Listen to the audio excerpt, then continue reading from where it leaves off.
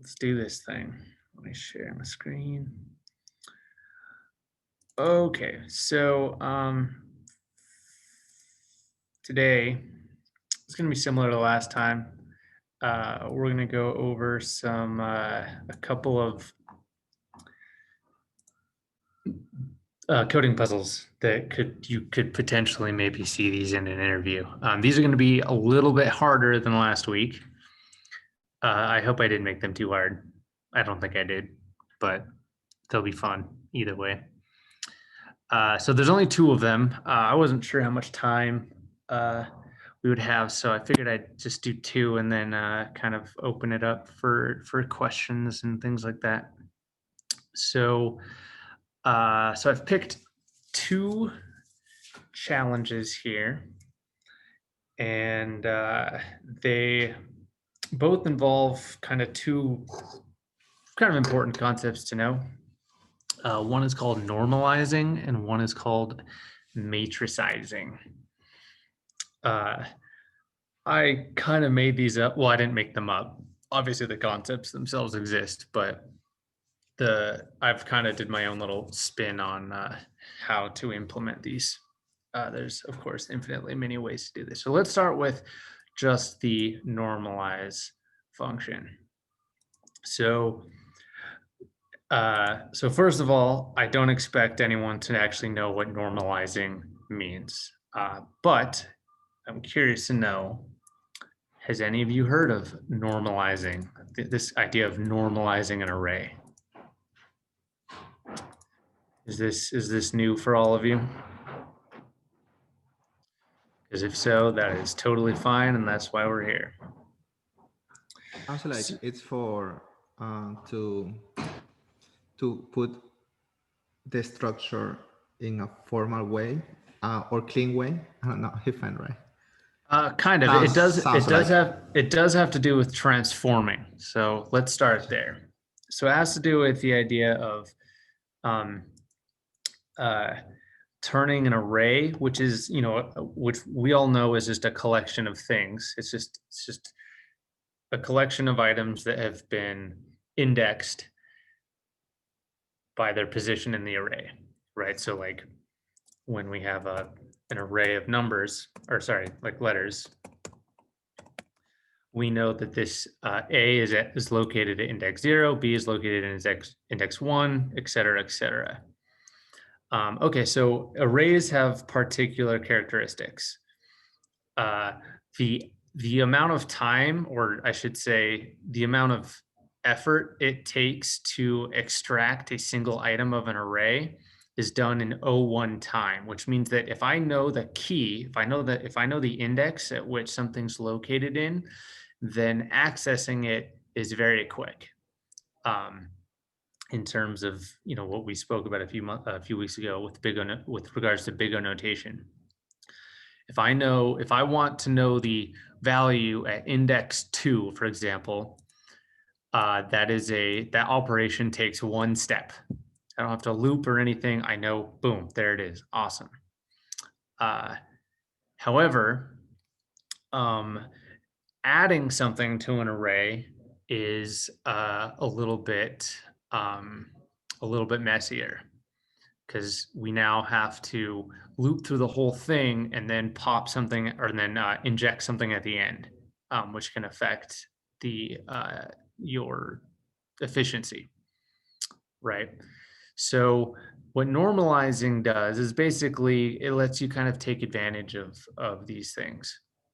So suppose I have an array of things. Okay. Now, the way that you uniquely identify something in an array, of course, is by its index, typically. And so if however, let's say let's say that my index is not what I'm using to uniquely identify something in an array. Okay, and this is common. The problem with uniquely identifying something in an array is that there's nothing tying the index of that thing, or let me start over. So again, let's say we've got A, B, C, D. Now, right now, as it stands, B is located at index 1. Okay. However, if I were to take out A, well, now where is it located? It's located at index 0 now. It's been moved over. It's been shifted over. Okay, so that tells us that if I'm manipulating this array, adding things and taking things out, then that means that I don't have a reliable way to know how to identify any particular item in the array. The index is not reliable.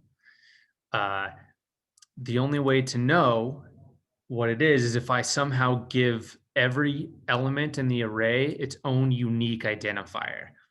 Now, in this case, if I'm just doing single letters, then the letter itself can kind of become its own unique identifier.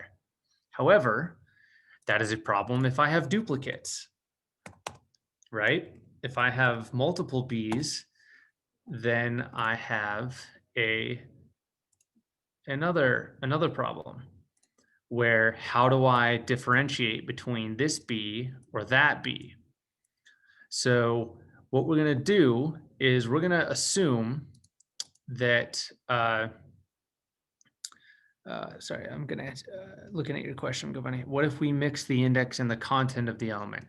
We could do that, but we don't really know ahead of time what the content of the element is. We don't know, what if it's a, and also like you never want to mix your data itself and the metadata, meaning the information about the data. We don't care what the data is. We just want to have a way of identifying it. Okay. So now this is where this is where databases are useful, or at least this is kind of some of the basics of databases, where you have a collection of things that all have their own unique identifiers. So what we're going to do here is we're going to assume that we have an array of objects that have some sort of unique identifier. That unique identifier is represented by whatever property we deem fit.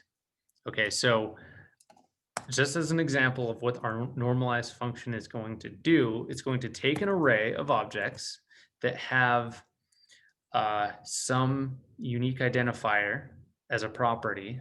In this case, I'm going to call it, for this example, perhaps it's ID. Okay, and I don't know, let's say it's 1.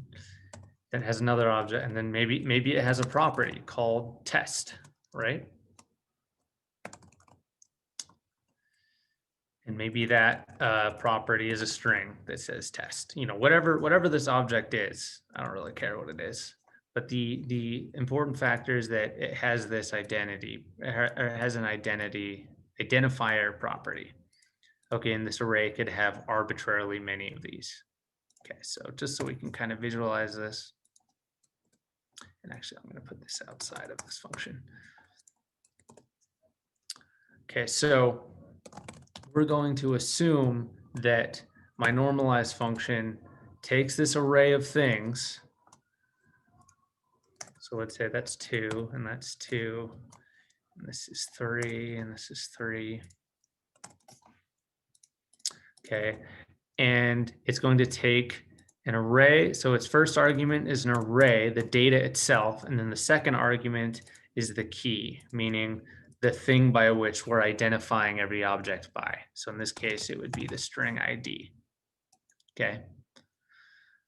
So this is an example of what we might call our normalized function with. Okay, so now the question is, okay, well, what does the output look like? So the output is actually going to be simply an object. So the idea is to transform this array of objects into a single object where all of its properties are represented by the unique identifier provided in the array. Okay, so in this case, what that means is that I'm now going to have a property. So I'm going to have an object that has properties where the key of that property is the ID of whatever the object is, pointing to the object itself. So it's going to look like this. Okay, so then let me just so this is easier to read.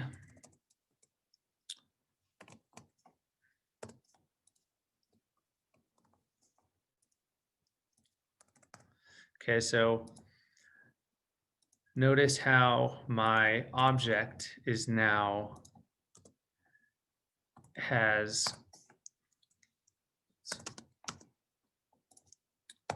okay, so 2, and then I've got my object here. This is now 2, and this is now test 2, like this. Okay, all right, so let's see what just happened. My normalized function provides an array of objects with IDs. I tell it to normalize by that property, and what I end up getting is an object where the properties represent the values of those IDs, and they point to their responding object. Does that make sense? Does anybody have any questions about what is happening here? Okay, cool. So one use case of why this is helpful is if I don't know the location of something in an array, but I know what its ID is, if I was using an array, then I would have to loop through the entire array to find the thing with the matching ID, and that takes O(n) time, right? That takes energy.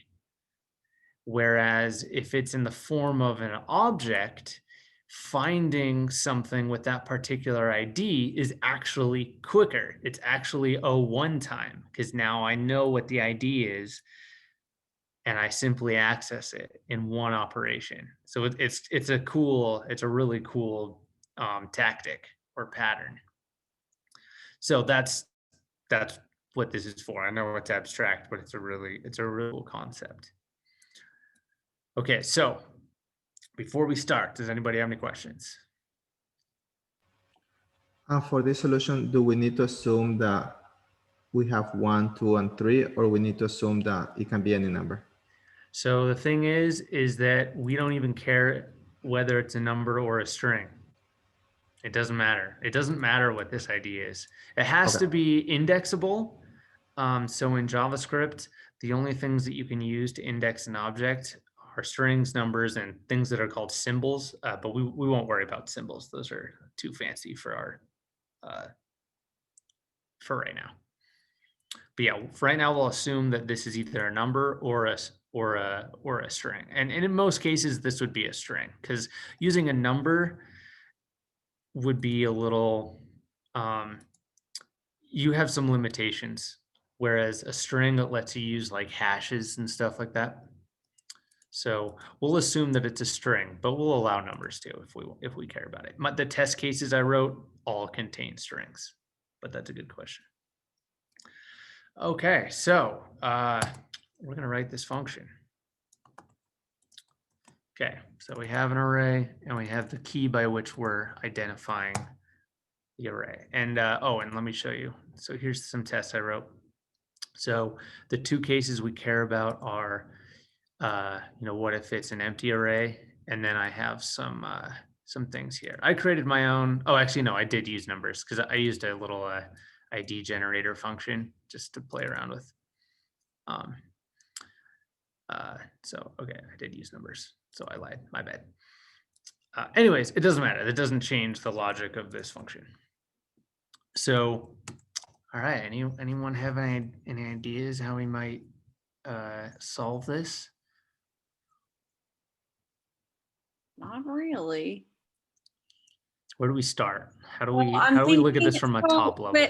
So I was kind of thinking like what Giovanni was thinking, like how do you know, like if this is anonymous, right? You're not supposed to know the test cases that you're about to be given, correct? Right. We can make a few assumptions. We know that it's an array of objects, and we know that the key is a string or a number. And we do know that it's a property So maybe of you need an like object. so well then you would need like a for each or something to give everybody something. Okay. Yeah, that's a good place to start. Usually when there's an array involved, or usually when there's an array involved, it usually means we're going to be doing a loop. Oh, actually, so you said that we won't know what the property names are on the object, right? Does that mean we We need don't. an object? We do not know what the properties are of the object, except for we do know one of them, which is whatever this is. Okay, so we wouldn't need to use like object dot, what is it, properties or keys? You're thinking keys? Yeah. Yeah, that probably would not be useful. Oh, okay. So let's start out with at least creating our output. We know that our output's an object, right? And we know that we're going to be returning it. Okay. So we know this. Okay, and then we know that there's like what Emily just mentioned, we know that we have to loop through this array. Okay. Did you say at the beginning that you wanted to like somehow do this without using a loop though, so that you don't have to use, because you don't have the indexes? Well, we don't really have a choice at first. We're basically doing a lot of heavy lifting in the very beginning so that in the future, when we're using this data structure, it's quick. Okay, so you're so using a loop to like retrieve what you need so that you don't have to use a loop for the indexes. Yeah, we're basically doing the initial transformation. Cool. We have to transform it into a form that's useful for our purposes. And is that- normalize like a like did you just call it that, or is that some type of That's the official term okay, so is it a for method? this.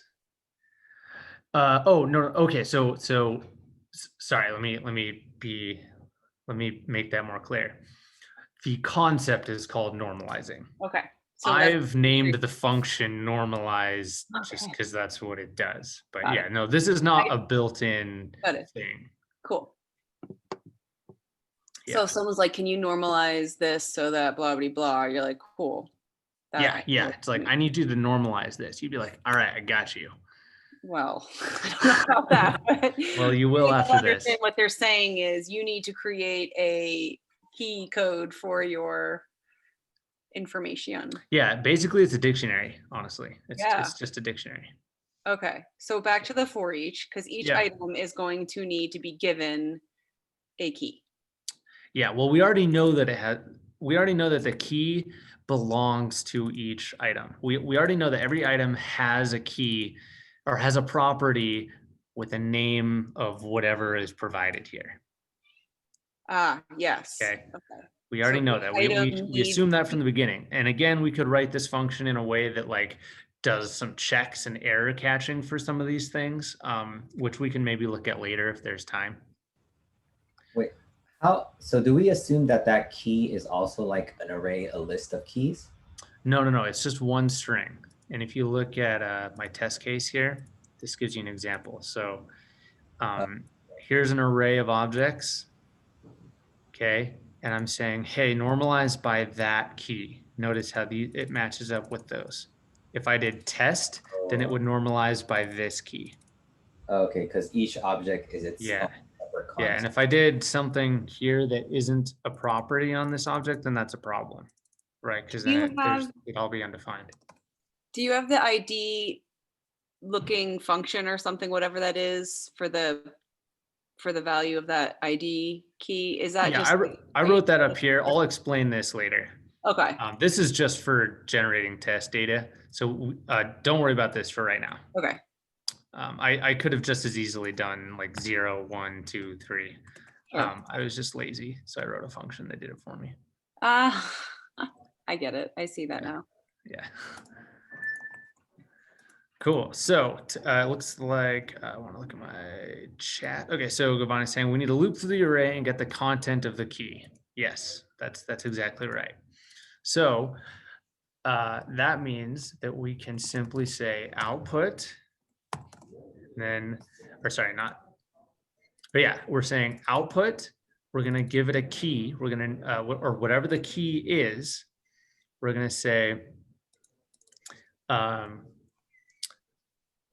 let's do this one at a time. So first of all, we need to get the value of the key for that item. Okay, so we're gonna get the value, which is item key. Okay. Now, our value, if you remember, that's what becomes the new key of our dictionary. So what we can say now is output value equals the item.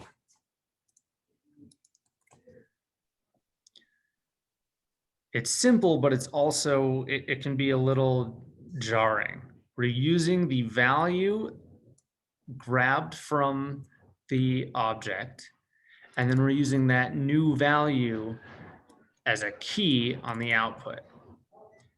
And our assumption that these values are unique are what allow us to do this in a way that doesn't forget anyone and doesn't override anyone.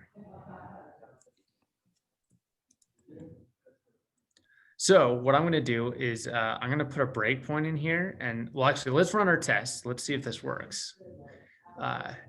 Amazingly, this actually is not.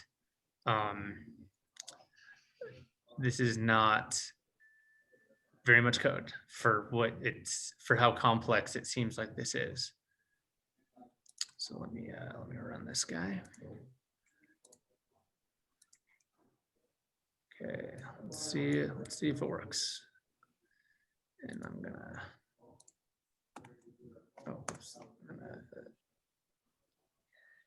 cancel this guy. Just to clarify one assumption that I have from Emily. Yeah.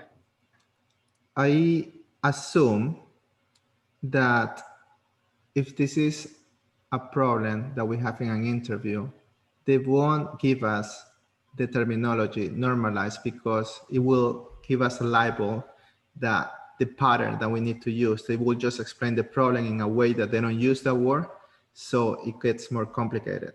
So we just know this, the logic of the problem, but they don't give us all these pattern techniques, I assume, unless if you don't know the terminology, then it's okay to ask. I would expect if I'm not gonna just yeah, like you're right. They'll throw out the terminology, and if you don't know it, they'll probably expect you to like ask, and then they'll be happy to explain. Oh, no, I believe the other way around. I believe they won't give us the terminology. I believe they will tell us what it needs to be done. And then we can say, oh, we need to normalize. And then we'll say yes.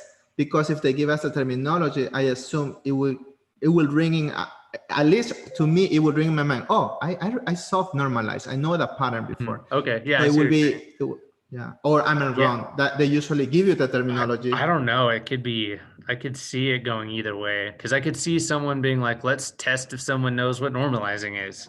That's true. I didn't think about that. And if they don't know, then it's a win-win, because it's like, all right, well, they don't know, but let's see how good they are at picking up new concepts. Okay. You know, I could certainly see it going both ways. Okay, so it looks like I've got a failing test. So we did something wrong here. Let's see what we did wrong. Let me make sure that I wrote this right. Oh, duh, I'm an idiot. I wrote my test wrong. This is I put the string, not the object itself. Oops.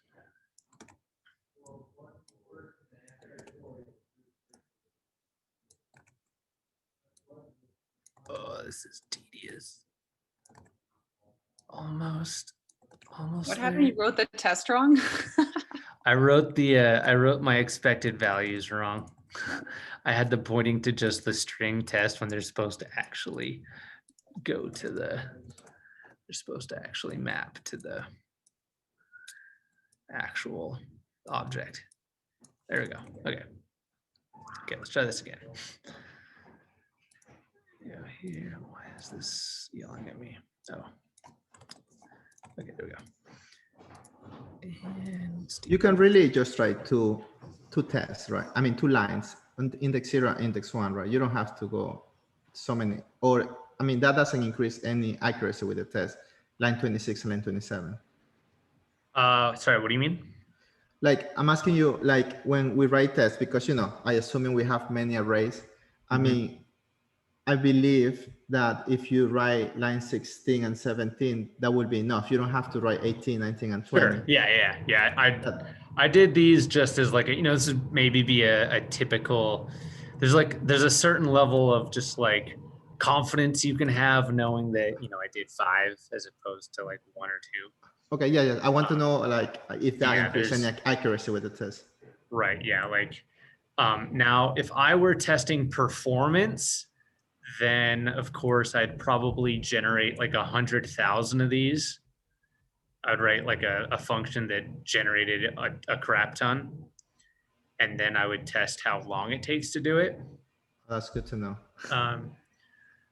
But for something like this, where we're just testing the logic itself, like I didn't have to do 5, 2 would have been fine. But, there's a certain level of satisfaction in getting 5, I guess. I don't know.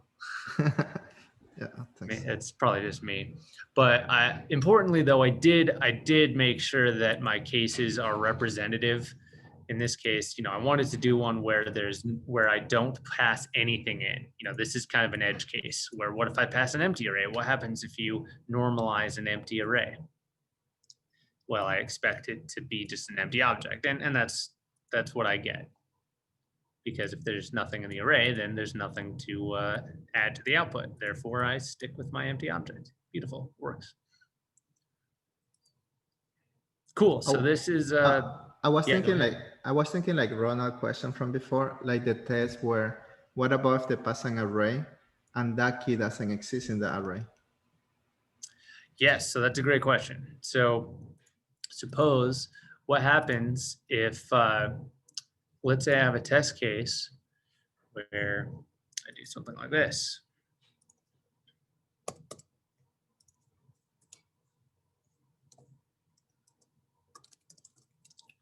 Suppose I have my array of objects. I'll just do ABC. That's my idea. I'll only do one thing here. Okay, and then suppose my, so that's my first argument, and then my second one is, how did I do this before? Oh. So here's my second argument. Suppose I do, bad or invalid, right? Now this would be a problem, right? So we would, in this kind of case, we'd actually want to write our function in a way so that it threw an error. So my expected output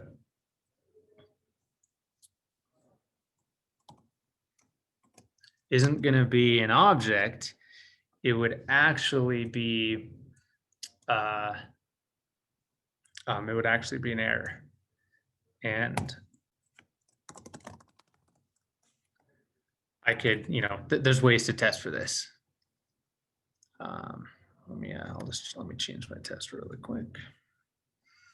So if my expected is a string,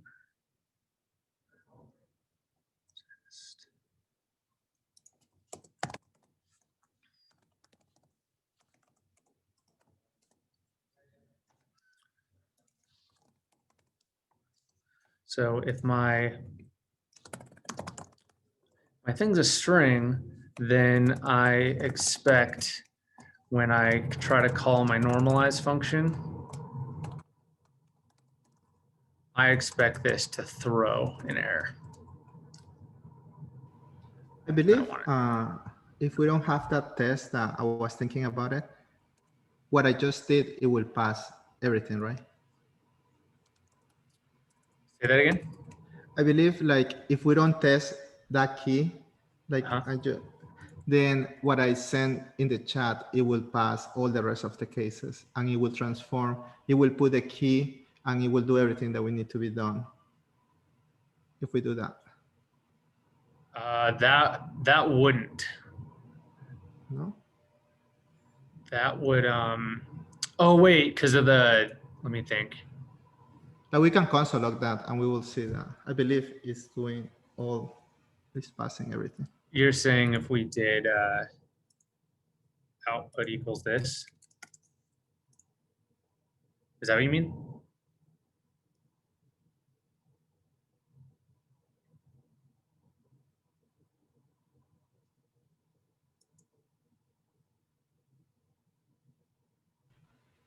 I'm sorry, I wasn't talking. I thought I was talking. I Oh no, mean, you're good. Yeah. So I'm. Is this what you mean? I'm not sure. I understand what you're saying. if we can console log that, you will see that it has the shape that you were looking for, like everything that you were looking for. I believe. Yes, but if I change my key, then it won't. Yeah, that's it. That's the problem. Like if I changed this to test, then it wouldn't work. It just happens that the indexes are lining up with their numbers or with their IDs. Yeah. So that wouldn't be reliable. Okay. Cool. All right, let's run this test. Let's see if it passes. It won't because I haven't actually written my error throwing functionality yet. But let's see what happens. 2 of them should pass. There we go. So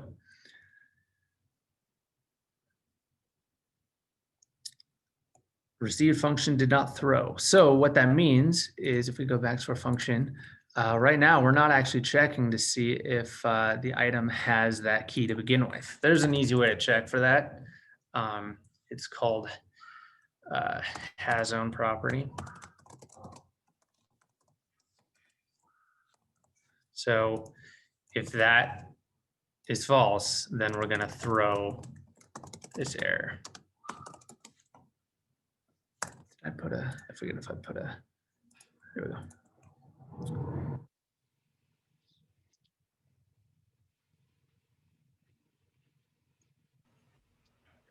I feel like the error key can be a whole class, right? A whole 1 week of maybe like so many ways of throw errors. And yeah, there are. like, is that only throw or we have to say throw error? You could do it either way. Okay, interesting. Yeah. Cool. All right, so now we're checking, hey, is this key undefined? Then we'll throw an error. Notice I'm not doing a shortcut like this, because if my value is 0 or false, which are perfectly valid values, well, 0 would be false. You can't really use a Boolean as an index. But this would give you a false reading for the number 0. So I'm explicitly checking for undefined, which is a little more reliable. Okay, so let's see what happens. Hopefully this works this time.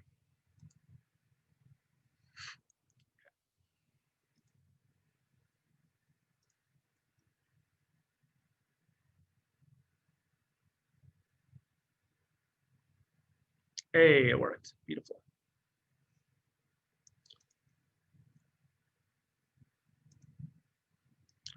Cool.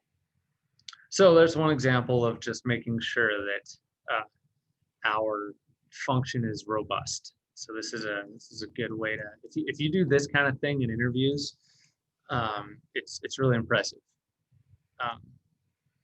Because to be honest, I think even like professionals will kind of get lazy sometimes. So this is a good thing to know how to do. And there's other things we could do too, right? We could check to see if key is indexable.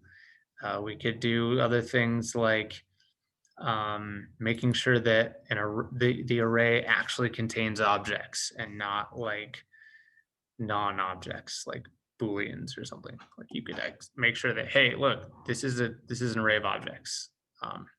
That way you can enforce these kinds of things, because the more your function is able to withstand anything that you throw at it, the better function it'll be.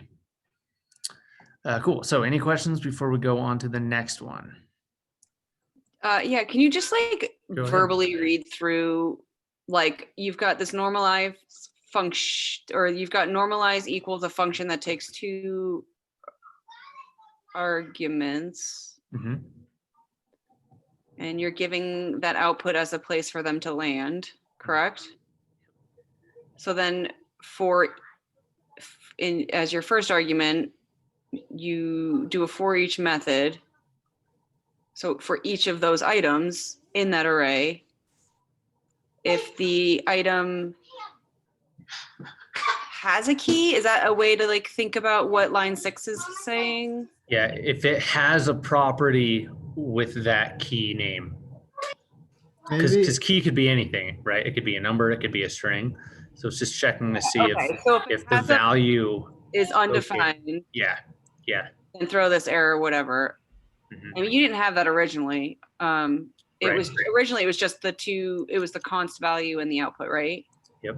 Okay, so your value is basically that item's key, but we don't know the name of it, right? It's just, Right, we don't. okay. We have access to it. Like we don't know it, but we know, Yeah. but we have access to it. Is there a reason it's in brackets? Is that because if it's like, Yes, because like the thing is I wouldn't be able to do this because I don't know that it's called ID. right? It could be anything. So Oh, this right. I forgot about syntax, that bracket right? notation. It's like with arrays, I can do like 10 or whatever, or like X if it's a number that you don't know. Or I, like in a for loop. Yep. So you're just doing that same thing with Yeah. key, Yeah, you don't know what the key's called, but you know that it exists. that they're okay at some index somewhere. Right. Yeah. So Maybe- this way you're getting the key, you're getting the value that you achieve by pairing the key with the object. Yeah, cool. Just And like I'm you sorry, do with guys. I know you're all like way more advanced. I'm gonna bail after this, but I just want to understand this like simple 3-line thing. maybe Yeah, no, you got it. I don't know. Maybe instead of call it item, we should call it object. But I don't know if that Yeah. will help. I don't know if that's better or not, but I mean, I get what, because it's No, an object, it's it's not also- an element. Yeah. because this is just like that one item within the array of objects, or that one object in the array of objects, right? Sure. Yep. And then so once you have that value, Yep. Once you have that value, and in fact, calling it value can be a little misleading too. I mean, it is a value because, right, an object is just a collection of key value pairs. right? It's just that we're kind of going. Could you call it one- key then? Could you? Well, call we it- could. you Well, we can't call it You key because it's already called key here. What we could You- do is call it that- ID. Oh, okay, cool. And then so the output is the same thing happening, right? Like with the bracket or whatever. Yeah, exactly. But Like when I you don't know have- what this is, but I know that it is a property on this object. Well, in this case, I'm literally assigning it that value. Right. So this blank object on line 3 is Mhm. getting its new object Mhm. with its, Yeah, and in Same fact, thing. if we put a breakpoint here, and that we equals. can the we can output. see this in action. Let me No, totally. I dig that. I think that makes good sense. yeah. So if we go here, it'll run.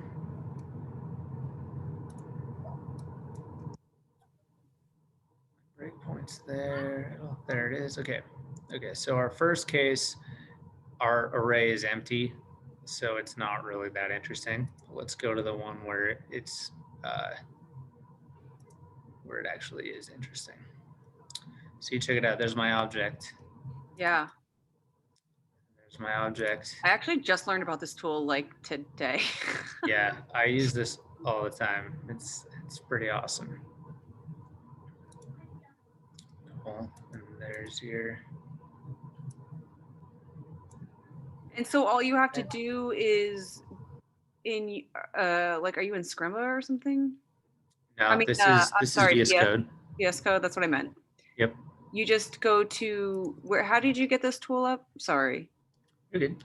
It's so I'm using so I'm actually using the Jest package. So I installed Jest, Oh, and then doesn't just come with it? in my package JSON on my scripts, I have it just pointing to, I have my test script running Jest, and I just happen to have the Jest extension, which will detect when Jest is a dependency, and you can just click this debug, and it's just super simple. That's cool. Yeah, it's pretty Okay. awesome. I use this all the time. That might be for another time. Maybe Yeah, maybe set me up one-on-one. yeah. Seriously, hit me up, and I All will help you. No, no, Whichever way I can. actually, you covered this in one lecture. Say what? You covered this in one lecture about the debugger. I don't know if you have the recording. I did, yeah. I don't think I did it with Jest though. You did. right, well, Did I? Oh, okay. Yeah, you did. You covered. Yeah, you covered the debugger and you covered with just because Oh, I okay, didn't know cool. about this Nice. and I learned. Yeah. Cool. well, I'm all about the tools that can make this life a Yeah, lot easier. yeah, but yeah, seriously, when you get time this week, I know it's a holiday week, but Yeah, like, I if you get think I'm time, gonna be hit able me to up. refocus like after this week. I think Mhm. I'll be back to like a more normal Cool. Well, I'm around, so availability. I'm Okay. happy to help. Thank you so much, guys. Yep. Have a good one. Bye. All right. Bye, Emily. So let's go to the next one. This next one's fun. It's harder, but it's fun. Okay. So we just did normalizing. Now we're going to do what's called matricizing. Now, in math, what's a matrix? Anyone want to recall their high school algebra? Rows and columns.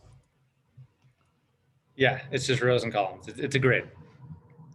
Yeah. So now, again, there's lots of different ways of implementing matrices in code, and this is just going to be a 2x2 matrix. There's lots of ways of, you can represent three-dimensional matrices, 4-dimensional, 5-dimensional. It doesn't really matter. You can represent all of those. For our purposes, though, this is simple. We're going to just do we're going to assume that it's a 2-dimensional matrix, and the purpose here is to generate a grid or matrix, which at each cell contains the result of a rule function that we pass to it. That rule function gives you the column and the row index. But it's up to whoever's implementing this function to provide that. Make sense? The rule is an array. The rule Or is a a string. function. It's a function. The Okay. rule is a function.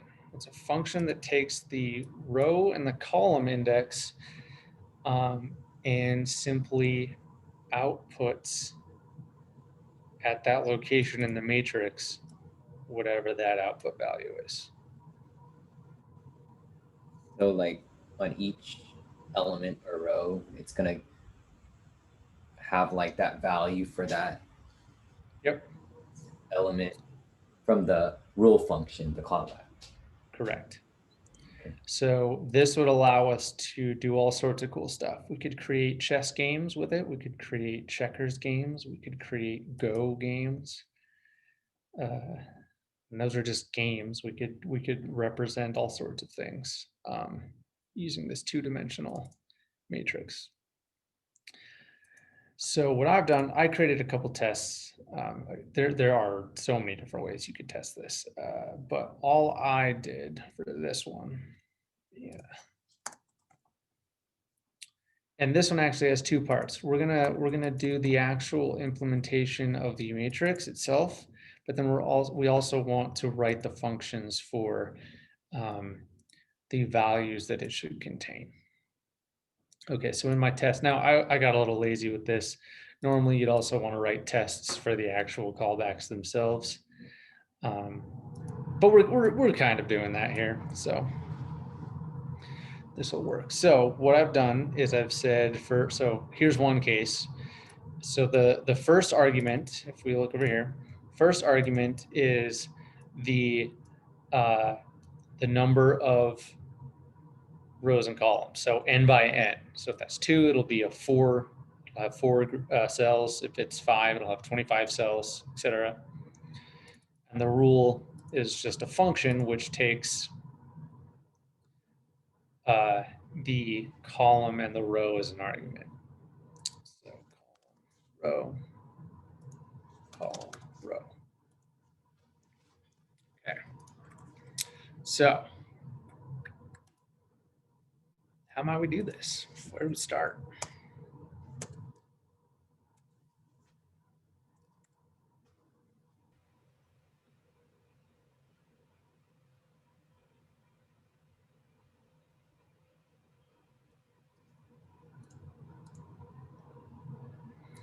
It's always a good idea. Create an array. Yeah. All right. So we've got our, I'll call it matrix, which is an array.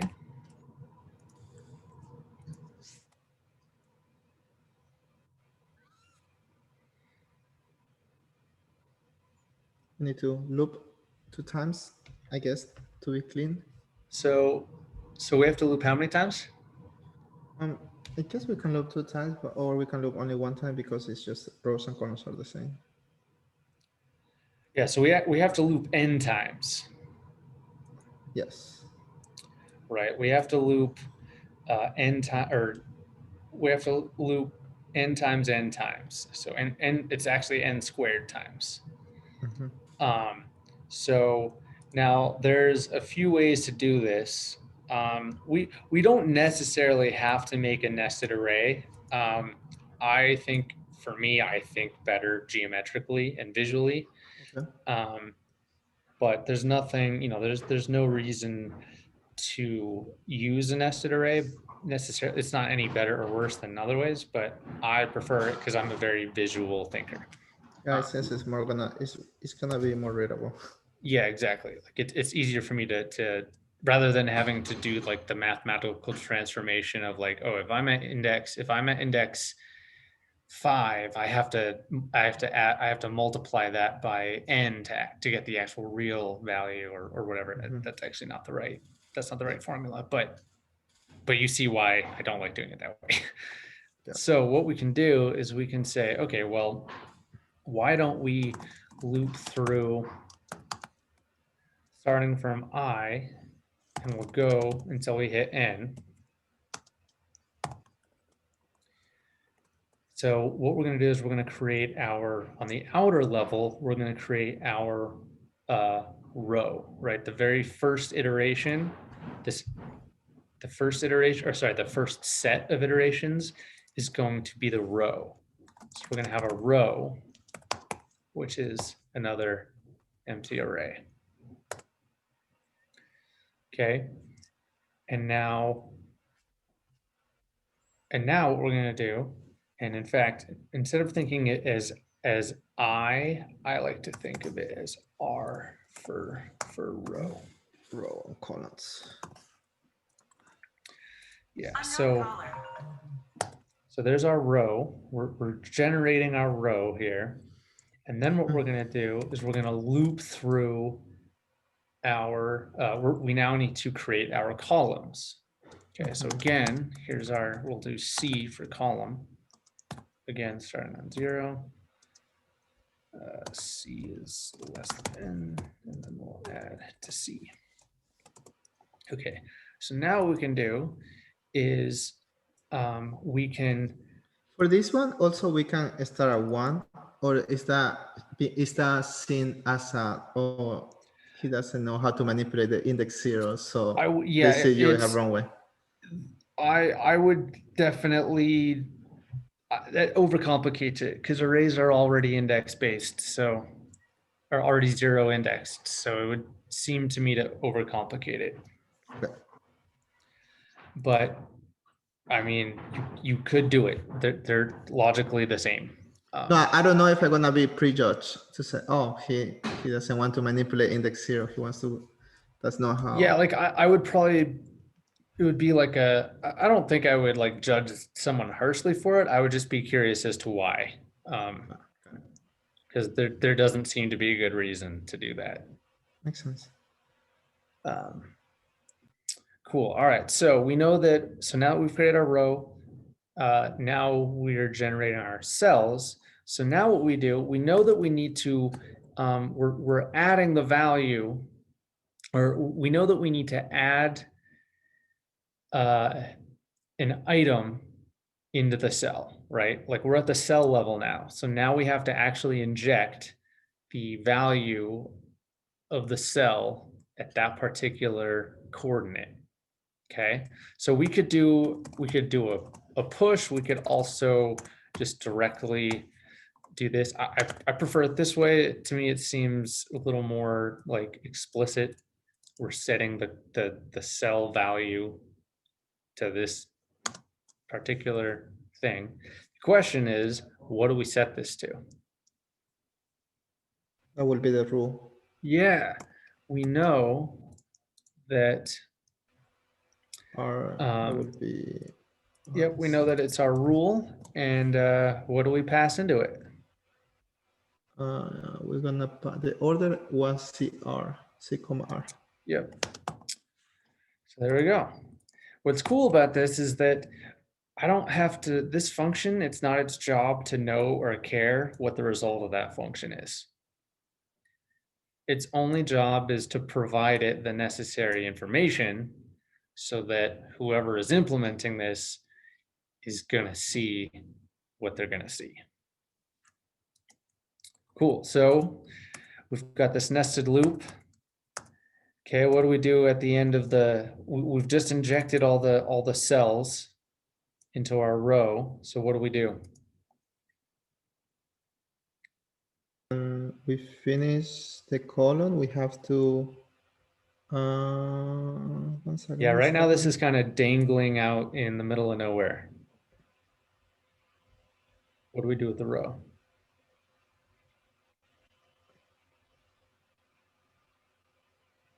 Oh, now we have to set the matrix. Yep, we gotta set it to the matrix. So we're gonna say matrix, and again, I could do a dot push. I personally prefer doing it this way. Seems to make more sense to me, to my brain. Cool. Then at the end of this, we can simply return the matrix. I like line 19. Me too. It's a good line. Yeah, because it's not necessary, but makes things more readable. Exactly. Yeah, like we could do all of this in a much more condensed way, but it would look really, it would take a minute to like actually understand what's going on. But when you look at this, it's just like, oh yeah, no, I know exactly what that's doing. Like it takes, it's like a half a second and you're just like, oh yeah, okay, it's just creating a grid. Great. Okay, cool. That seems to work. Beautiful. Okay, let's go to our, so we're not quite done. So for this first case, I wanted to keep it simple. For this one, I simply want to create a matrix that looks like this. It just does 1, 2, 3, 4, 5, 6, 7, 8, 9. It's a 3x3 grid, and it's just going to output 1, 2, 3, 4, 5, 6, 7, 8, 9. How might we do that?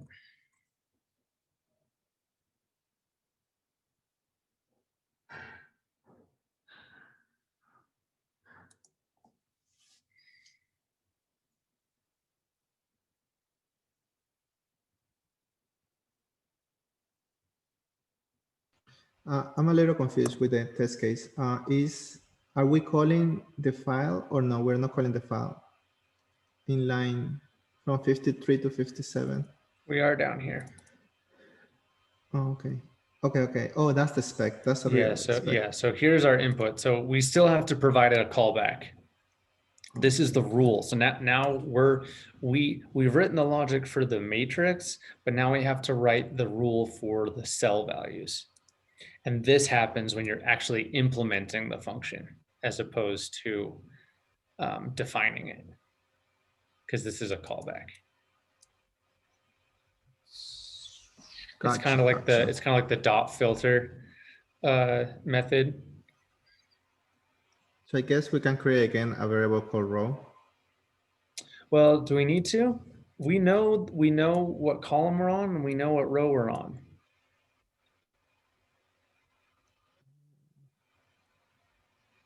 Because remember, this function gets called at every cell.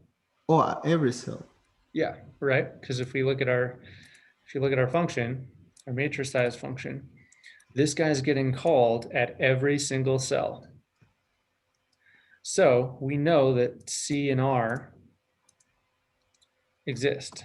I'm gonna do call row because it's a little easier to read.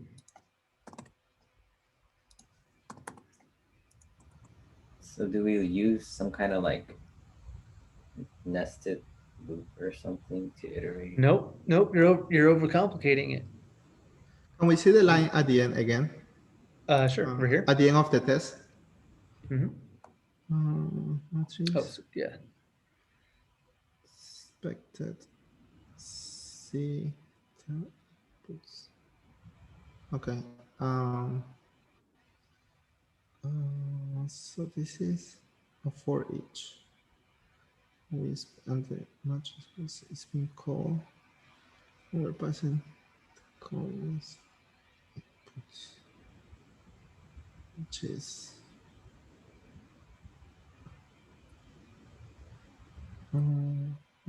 suspected. I see. So we have it now.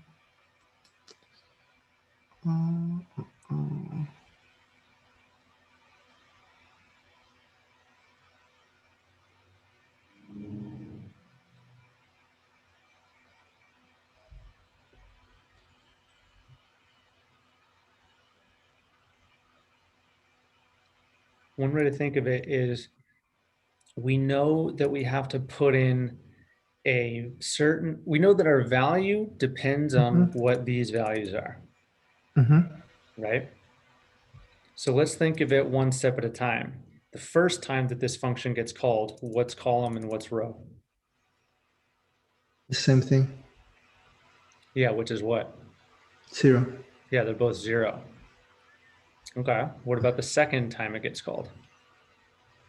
The row stays as 0 and the column is moving. So column is 1, row is 0. Third time it gets called, that's going to be 2, and that's going to be 0 still. Yeah. And if you notice, there's a difference of n at each location, right? So here's 3. So that means that this number, depending on whatever my row is, these values are going to be. So we have to, it's like row, comma, column. We know that it's the row plus 1 plus the column plus 1. Wait, sorry. No, that's not right. Sorry. I oversimplified that. We know that. No, that's right. We know it's row. Yeah.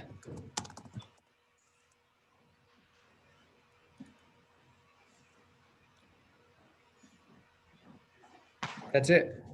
So I guess is row You can think of it plus as, 1 right? plus Because column. right, because the first time this happens, let's think about without adding the 1. It's confusing because these are the index plus 1, right? Mhm. So we know that the first time that it goes by, it's going to be whatever the column is. We know that row is 0, right? The only reason we're doing this because you decided to start at 1, right? In line 59. Totally. I could have done 0, 1, 2, 3, 4, 5, 6, 7, 8. But that's too easy. Okay, but this is not gonna work if the elements are 2, 4, 6, 8, 10. But it doesn't matter. We're defining what those elements are. Okay, All we that's right. know is what the column and the row is. We could, that's the beauty of this pattern, is that I can literally generate whatever I want. I could generate a chessboard right now. That's true. That's true. I see. I like it. Yes, row plus column. Yes, that's. And we just need to add whatever we want to increase, because there is a pattern in line 59 always. In this case, the pattern is that they are plus 1. Yeah, it's whatever the row, it's whatever the column is, plus 1, plus whatever the row is. Right? Because if I'm on the first row, and I'm on the first column, then did I say that right? It's so that would be 0. Cut the row 0, and then I That will be row I did 1. the math. I did the math differently. The row is 1, but what it Column is 3. So sorry, I forget. Row is a multiple of n. That's what I was missing. Sorry. So in this case, it would be row times. No wait. No, I'm totally just had a mind fart. It's the whatever row I'm on. I believe it's gonna work because at the last line in the testing, we're doing a for each. So it's gonna, that's how it goes to, it knows how to go to only 3 elements.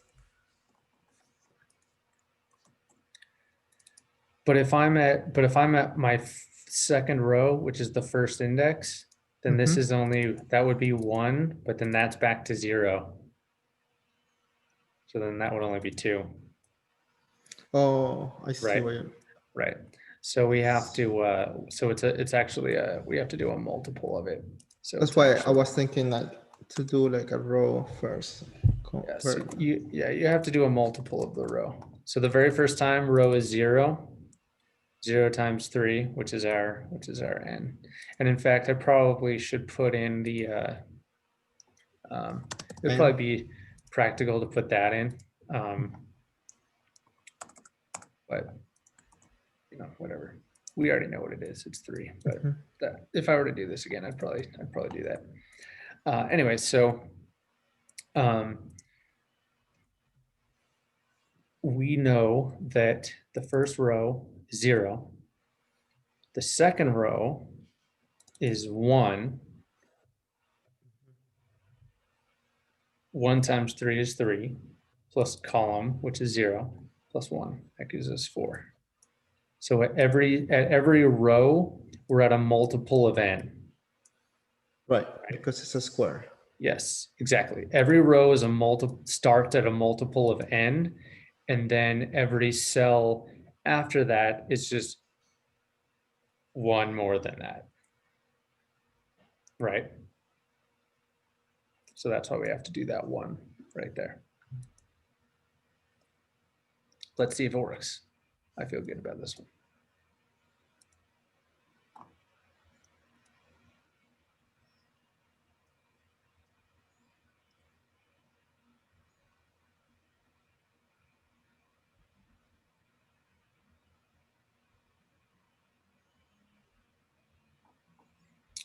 All right, let's look at the, there we go, it worked. So the first one, we haven't done the second one yet. The first one passed. That's good. It's a good Okay. sign.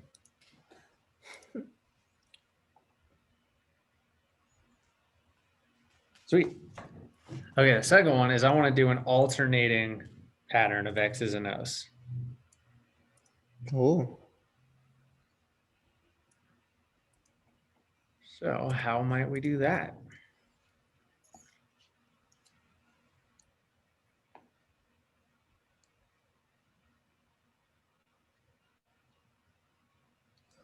so you want to alternate starting at X? Oh, X. Why the last row X goes again? What do you mean? Like the first row I see is XO, XO. Mm-hmm. And then in the next row, I see, oh, it start always at O. Yeah, or the 'cause- first one start at X and the second start at O and the third one start at X. Yeah, Gotcha. it's alternating like this. Okay. it's Oh, and alternated I by just the- realized I'm missing a row. There we go. by the row. That's true. There it is. Now it's kind of like a chessboard-ish. That's what we want. Let's see.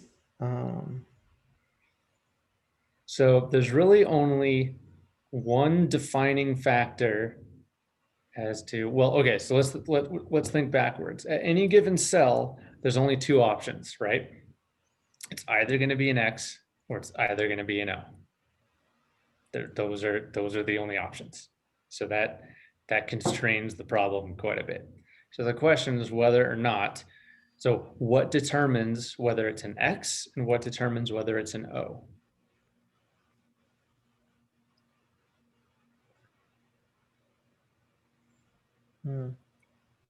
If the row is odd, we There you start go. at X. Yep. So all we have to do is ask whether or not the row and the column that we're on is even or odd. And then since there's two variables and they're each true or false, that means that there's four possible options. So we just have to put an X in a row based on those options. So let's say I will do a ternary operator. That would be nice in this one. Say what? A ternary operator would be nice. Two ternary operators, I believe. We could do that, yeah. I'm gonna before we condense it to ternary though. Let's do the Okay. Let's do it a little more verbose. Okay. So the first thing to ask is our column odd? Okay, well that's odd if column mod 2, right? If there's a remainder left over after you divide by 2, then that means that it's odd. Okay. Next question is whether the row is odd. And again, that's same question. So now you can be like, okay, well, you know what, we can just do the ternary here. I think it's pretty easy to follow. Now that we know what our values are, we can say, okay, well, the question is, are they both odd? And in fact, let's do the different combinations, and then our ternary will look really great. So they're both odd if is column odd and is row odd, right? There's neither odd, or both even might read a little better. There's different ways you can think of it. This is when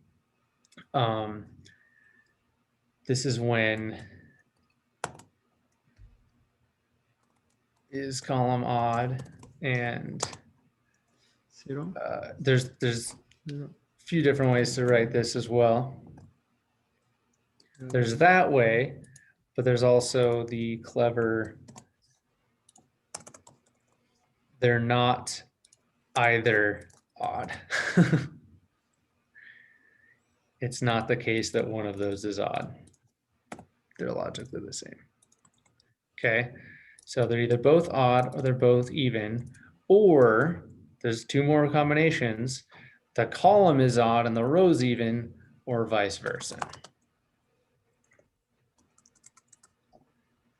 Okay, so we already know, we've already got those values up here. So we've pretty much covered all the bases. So now it's just a matter of getting our logic right. So are they both odd? Well, if we look at our list here, then it's an X. Okay, well, are they both even? And in fact, I like to do,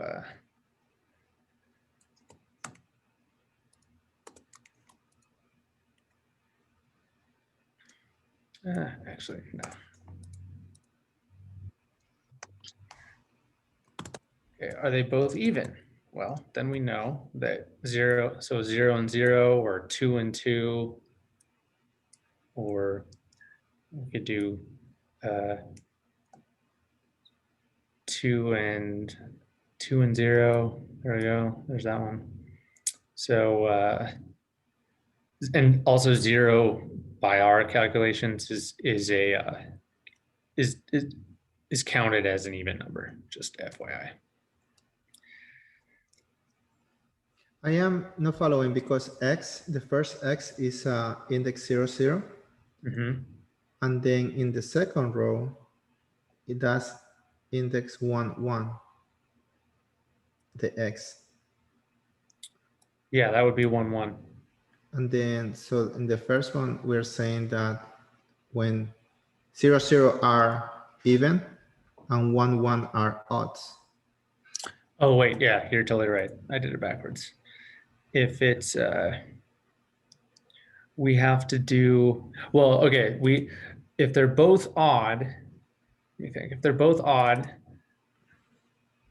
which is, if it's 1, 1, that'd be 0, 1.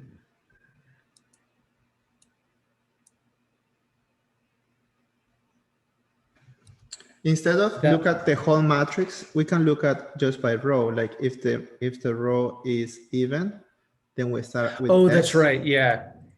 and then if the row is odd, we start with O. Right. Yeah. So if the row is odd, so I got a little premature there. So if the row is odd, then we have to ask ourselves whether or not the column is odd.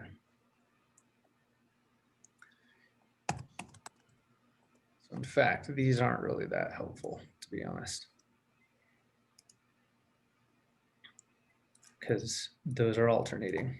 Yeah, I just overcomplicated it myself. So if the row is odd, then we have to ask, well, is the column odd? Okay, well, if the column is odd, right, if the column's odd, 1 or 3, but the row is odd, then it's X, right? Mm-hmm. Otherwise, it's O.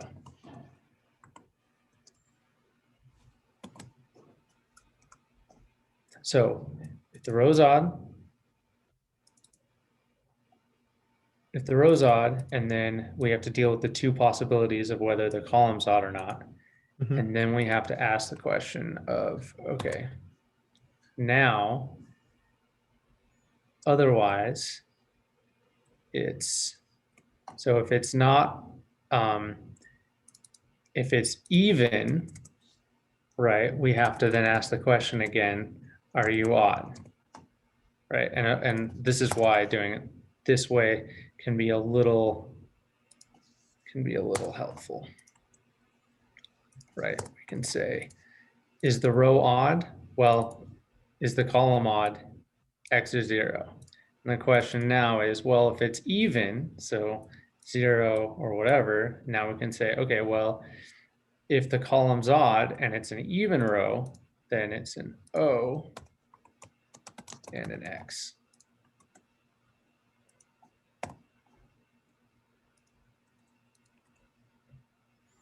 Then we don't need that. Let's see if that works. I think I got the logic right. Seems right. Makes sense.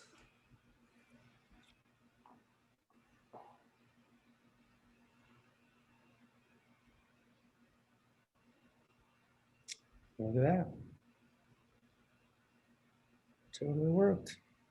Yeah, that's nice. Yeah.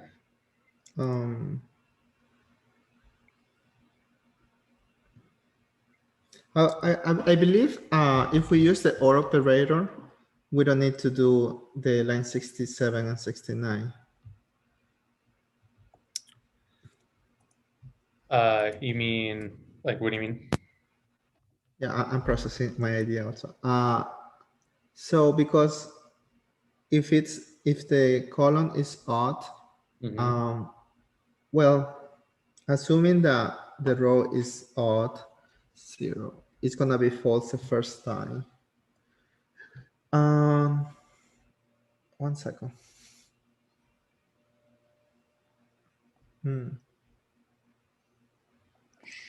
I'm not seeing a way to use the OR operator very effectively, only because we still have to specify X or O somehow. Mm-hmm. The Um, column odd. The column is odd. It's the row.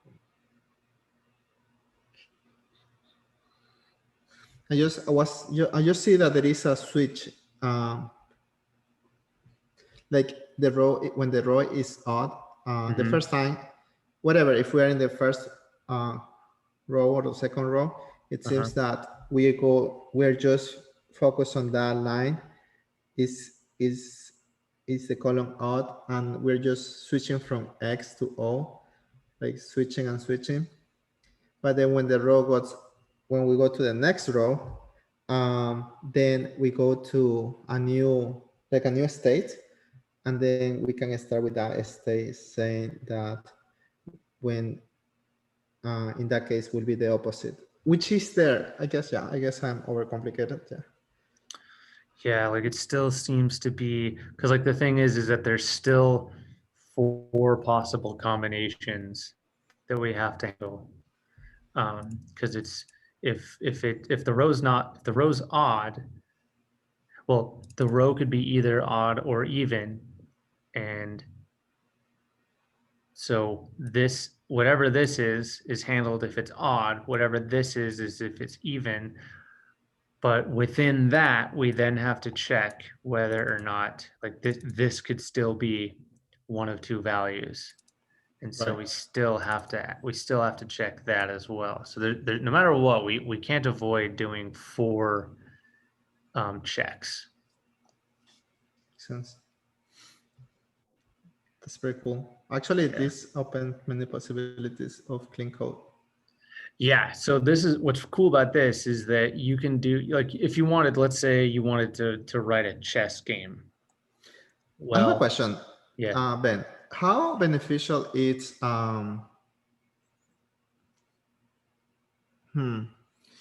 to what extent is good to see these solutions? Like, this is a redefined solution, right? I don't know if you got this solution the first time, but to what extent is good to see solutions, and to what extent is to practice solutions? If that makes sense. What is more beneficial, to be able to read so you can write good code from somebody more expert like you, or is more beneficial to write on your own and practice on your own way, which is not going to be, of course, to this point, maybe. Let me think. So are you asking whether Like at this point as a student, which I can't choose because at work I won't be able to choose. It depends on the work. If I have my senior developer is more expert, I have to go with him and just read. And probably that's going to be the case in the beginning. And just oh, go so with you're asking, is it better to read like professionally written code or do your own coding? Is that? Yeah, during the week, should I spend more time reading more sophisticated code like this, or between codes, or should spend my week more than 50% writing code, even that it's not to this level. Because I know this helped me, because from now on, I'm gonna try to imitate this. Uh-huh. But Oh man, that's actually a really good question. Never thought about that. So okay, so what I can tell you is, so here's this code that I've written, right? Which looks, pretty good. There's probably improvements that could still be made, such as perhaps having this value would probably be really useful in a larger library. But okay, so this looks all great and stuff. Now, to be perfectly honest with you, I haven't spent a whole lot of time reading other people's code up until I was forced to. In the sense that until I was actually getting paid to look at other people's code, I didn't spend that much time, unless there was something where I was looking, unless I had a specific thing that I was trying to do and I had no choice but to look at how someone else did it, I didn't really look at their code. I didn't spend time reading code the way that you would read a chess book. Does that make sense? How if you're learning chess, you're going to go read some books and you're going to watch other people's moves, and you're going to let that inform the way that you move your pieces. Right. In my experience, and then, again, this is just my experience. Yeah, of course. Doing the actual coding and solving was far more beneficial than studying other people's code, but I also didn't do it that much. So I would say that it's absolutely useful. I think going in and for example, so, okay, if I were to actually give you a percentage, I would probably say 75 to 80% of the time, you should just solve problems on your own and code on your own, and look back on it afterwards and find places that you could do better, and make it cleaner, make it faster, whatever. Only because that's simply the way that I did it. I got to this point just mostly through just coding a lot. I just coded all the time, and I still code all the time. However, I think it is also really useful to go into look in the React library, for example. Go look at the source code and see how it's organized. Go look at some libraries that you use a lot. For example, I don't know what libraries you use all the time, Node, Mon, or something. I don't know. Pick some libraries you use. Right, and open source code. Yeah, and go look at the source code on GitHub. And just look how it's put together. I think there's absolutely a lot of benefit to that. But I think it's better if you get more out of it by doing your own coding as opposed to looking at other people's code. I think that there's the balance to be made there. Is definitely, you definitely are going to do better if you're coding more than you're reading. I would say, it's kind of like, you're never going to learn Russian if all you do is sit around listening to people talk. You have to have a conversation to really understand it. But that's not to say that it's not important. So I would supplement your own coding by reading others. Maybe 75, 80% split, 80-20 or something. Okay. I believe it's a good approach, because I guess once you work as a developer, I don't know, maybe I'm wrong, in the beginning, you read more than you code, maybe? Oh, absolutely. I spent my first 2 months at this job basically reading. I would code whenever I had an idea of okay, well, if I'm experimenting with something and I'm not really sure how it works and I want to figure it out, well, I'll probably just get my hands dirty and just maybe throw in some breakpoints and then do some console logs or something, just to get an idea of how it's put together. And then I'll and the next step is to try to add something to it. Okay, well, I wonder what happens if I do this. And then you do it and you see if it breaks. Yeah, don't misunderstand. I believe that reading is more difficult. It is. I understand, because you are talking to us. Right. And then I can ask questions. But I believe Right. reading is more difficult than unless Yeah, I the agree. coding, unless the coding is similar to your style, the way Right. you think or you organize yourself. Right. Yeah, I totally agree with you there. Reading is definitely harder. I got a course today that well, he released a course that I unsubscribed. That do you know Tyler? Because I know he lives Tyler? in Utah. It's Tyler McGinnis. He's no, he's not in the Slack. He's somebody who do React courses. I'm just asking you because No. he lives over there in Utah. So what's up, Jose? Yeah, it doesn't sound familiar. Yeah, I got a course about TypeScript, and I was Okay. checking the first hour, and it's like, oh, this is cool. Actually, I like the approach, like to put the objects, and you were talking about that, so I'm like, I don't know. Oh, I yeah, believe yeah. I believe I'm gonna like it. Yeah, TypeScript's really cool. I think I'm gonna start doing that next week. I'm gonna do like a more long series of TypeScript. It'll probably be like 5 or 6 episodes, I'm assuming. I remember, like, I don't know, like on May or June when I didn't have more, I have less experience. Somebody was learning TypeScript, a friend of mine, but he was more advanced than me in the moment. Yeah. And then he told me that TypeScript looks completely different than JavaScript, and people say it's just a superset, but I don't know how true is that.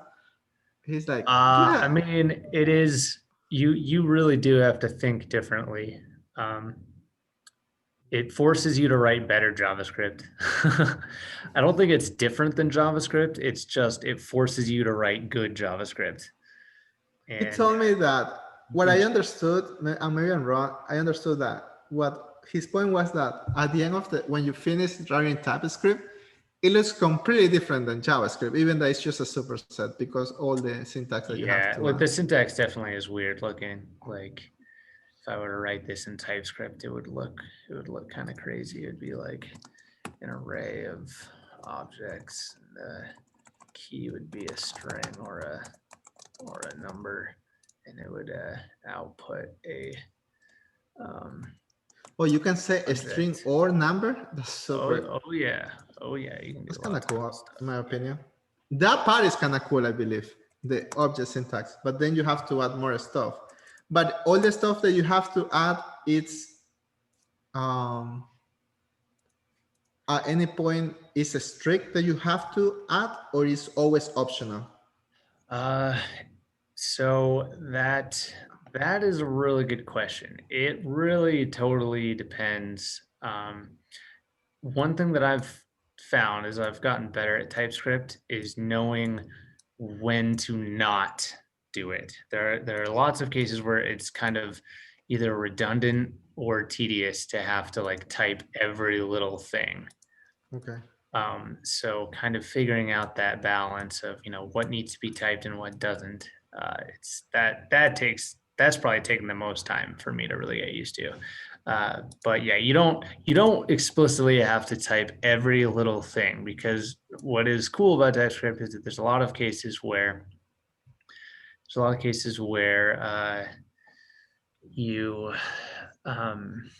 a lot of inference going on, where once you've kind of typed a few things, then you don't need to type it again. It's been typed, so it's gonna. See you, Ronald. Have a good one. Yeah, man. See ya. Enjoy your course. So like once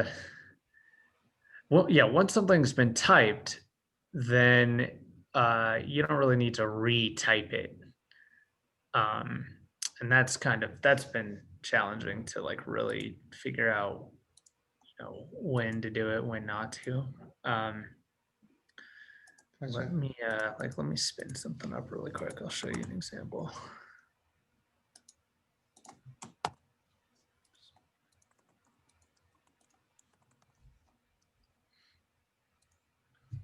I was practicing testing during this week, the weekend, Yeah. on super cool. Oh yeah, it's so fun. I found it, what is called super test. Is that super Oh test yeah, called? super test. Yep. Yep. And Were you then testing Node APIs? yeah, the HTTP call, the HTTP methods, and then I was checking in I was checking Ensign first, but then I found this React slider Uh-huh. way better than Ensign, and then I check also Cypress. Yeah, Super Cypress cool is too. cool. Yeah, we So I use check all of Cypress that in a few hours, and then I was so overwhelmed with so much information. I'm like, okay, I don't know which one I want to focus on now. Yeah. Yeah, there's a lot.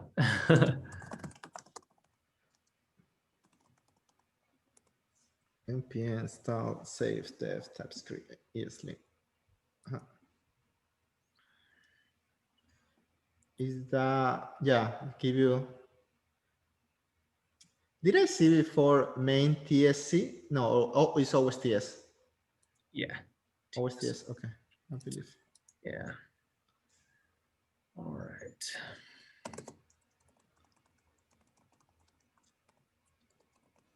Oh, that's good to know. I You have really to, like you I have really to do like that. using. You don't have to do this. I like it because it simplifies a lot of things. Okay.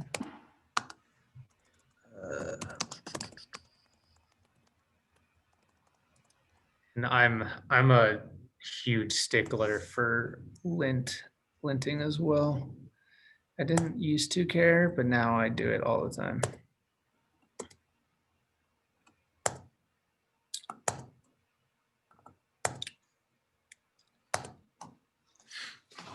But if I install my ESLint globally, it doesn't take it, or I have to do this always inside the project.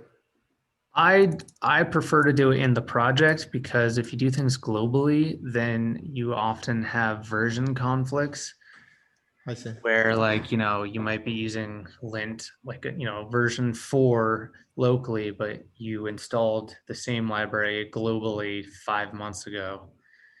And sometimes, that can cause problems when you don't remember which one you're running, whether it's local or global. And just today I've been having problems at work with versions of Gulp that are driving me crazy. Versions is always a problem.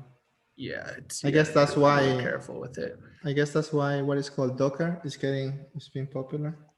Docker is so awesome. Did Oh you my do God, it's Docker? amazing. Did you cover Docker? Yes. I think I did, but it was very, very basic and not like that's something that you can't do, and I can't cover that in an hour. Gotcha. It's too much. I tried and I realized afterwards that I bit off way too much, way more than I could chew, for sure. It's just that all these tools, I mean, I guess it's not the most important. They're not gonna be important during the interview because they're not gonna test you on that. But it just makes your life easier and more enjoyable Agreed. when you know them. But takes time also. So it's like, what is the nice balance too? Yeah, I know, right? It's tough. Okay. So I don't know if you knew, but you can do if you I'm so glad I am recording this because you're doing stuff that I want to go back. Yeah, so this init command is really cool because it will auto generate a tsconfig file Okay. with all of the like defaults, which is pretty awesome.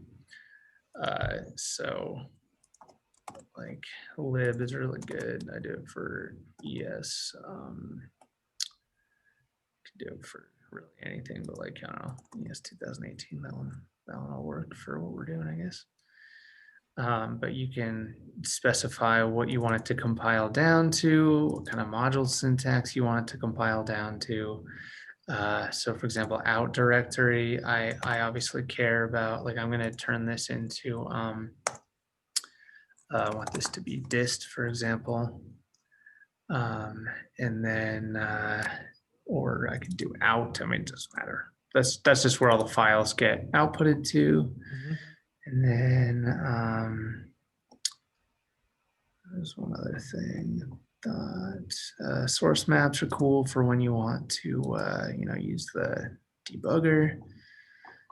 Let's see here, what else? Am I missing anything else? I think that's everything. So in this case, we want to, of course, include everything that's in source.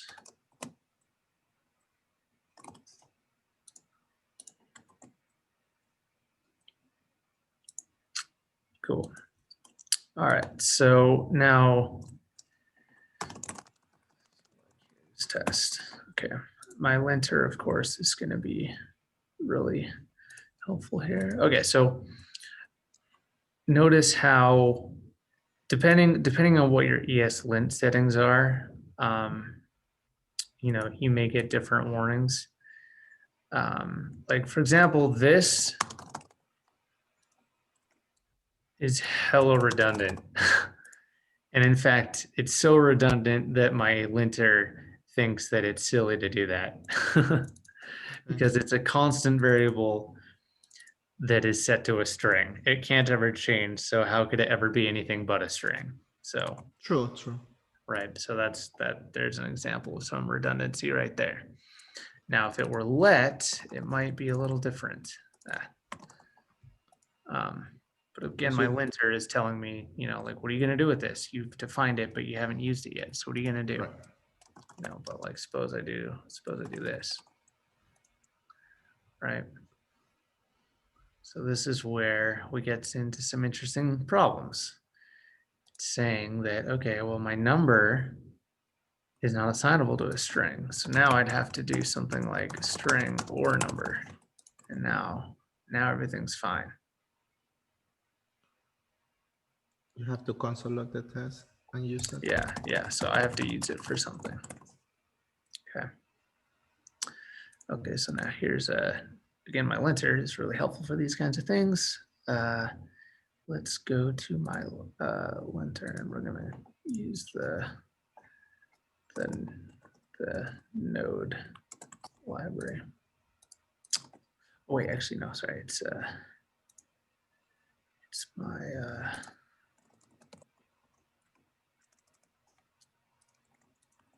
what is the that's right. That will make my hair go away. There it is. Okay. Interesting. Yeah. So there's some things that, so you know how there's some variables that just kind of exist, like there's console, there's window, there's document, right? So these are things that the browser web API provides you, but they're not actually built into the language itself per se. So telling the compiler to use some of the built-in types that are provided will. I always thought, I didn't know that was a reason. I thought the reason was that you just don't want to leave console logs everywhere in the code. So it was giving you like a warning, don't leave console logs.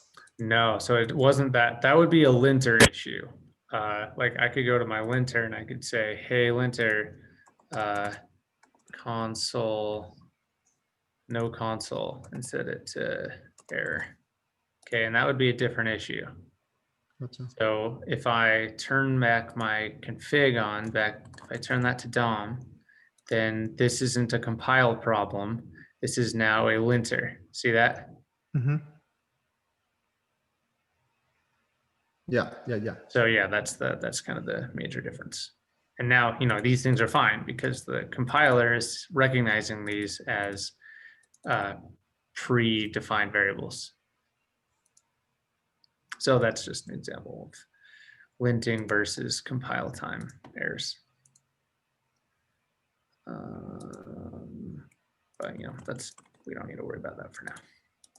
I'm going to ask a question, and probably this is the most important question that I have asked you so far. Go for it. Because you spend 40 hours at work and probably more coding. How do you keep the enthusiasm? I mean, I know you like it, but how do you keep like the level of continue coding even after work, like the I take lots passion? of breaks. Oh, you do? Okay. Yeah.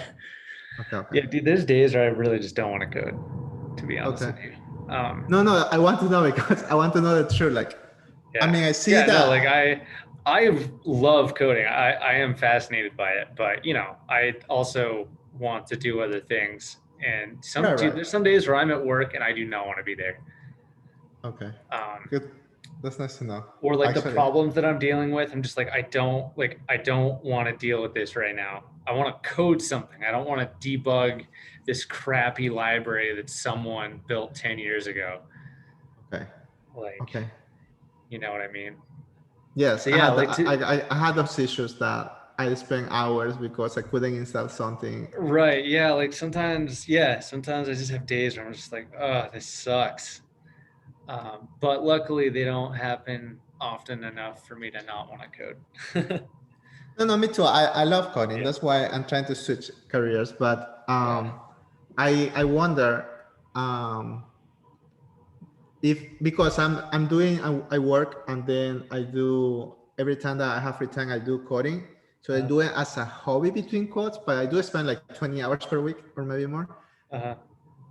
But I wonder how it's gonna be when I work 40 hours a week coding. If I want to do it after work, continue doing. Yeah, you have to. You got to pace yourself. I sometimes get burnt out. So yeah, you got to take breaks, like lots of breaks, and be like a little more careful about how you spend your time. If you're spinning your wheels for like an hour on something, that's a sign that you probably need to go outside. Okay. So yeah, it's kind of it's kind of like a time management thing, or it's almost like a mental management thing. You have to be pretty aware of your mental state and be okay with like and recognizing your mental state and being like, all right, I'm feeling this way. I acknowledge that. I'm going to switch gears because I know I need it, even though I'm really frustrated right now. Okay, that's super good to know because I sometimes I wonder like sometimes I am sometimes I get frustrated like I do like it but how is gonna be 40 hours doing stuff that maybe I don't want to do. Right. Yeah. Like I had always kind of been worried about that too, but I don't know. I've been doing this. I've had like, I mean, I love teaching more than I actually like coding, to be honest with you. I can say that. I love coding, but I like teaching even more. There's something really satisfying about teaching people how to code that I just really gravitate towards. And it helps me be a better coder. Plus, like, you know, you just make friends with people when you're teaching. Like for example, through this Code Talk thing, I now have like 7 or 8 people that I get to see every week and chill with, which is pretty great. And I'm very selfish because when I teach, well, I mean, I like to help for sure. I have a degree in education, by the way, so I do like also education, but I never did anything with my degree in education. But so sometimes when I'm working with somebody, you get that. I mean, sometimes I have the way of thinking like, okay, I don't know that much. I mean, I haven't spent so many months and I don't know that much. And then when you work with somebody and help somebody, then you get like, I do know stuff. This person asked me questions and I can respond to those. That's the only time that you get that, okay, I do know stuff. Like, at least for me, that's how it helps me. For sure. Yeah, it's super satisfying. Let's watch. Yeah, I don't know. Do you have any other TypeScript questions? We got like 10 more minutes. No, I mean, anything that you want to show me is cool. I'm recording now with, I don't know if you have used OBS.